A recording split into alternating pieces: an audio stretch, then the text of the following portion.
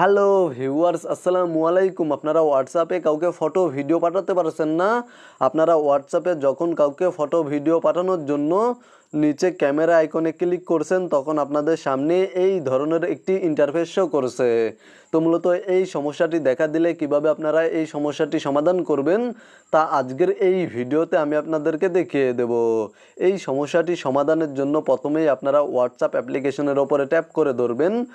দেন নিচে দেখতে পাচ্ছেন আই বা অ্যাপ ইনফো বাটন, জাস্ট এই অপশানে ক্লিক করে দিবেন।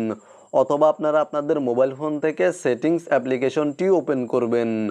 দেন এখান থেকে নিচে চলে আসবেন। তাহলে এখানে দেখতে পাচ্ছেন অ্যাপ বা আপনাদের মোবাইল ফোনে অ্যাপ্লিকেশন বা অ্যাপ ম্যানেজার নামে এই সেটিংসটি থাকতে পারে, জাস্ট এই সেটিংসে চলে যাবেন। দেন এখান থেকে আপনারা হোয়াটসঅ্যাপ অ্যাপ্লিকেশনটি খুঁজে বের করবেন, অথবা উপরে আপনারা সার্চ অপশানে ক্লিক করে দিয়ে হোয়াটসঅ্যাপ টাইপ করে সার্চ করবেন।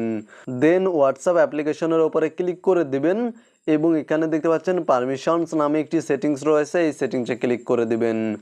দেন এখানে দেখতে পাচ্ছেন অ্যালাওয়ে কিছু পারমিশন রয়েছে, তারপরে নিচে নট অ্যালাওয়ে কিছু পারমিশন রয়েছে।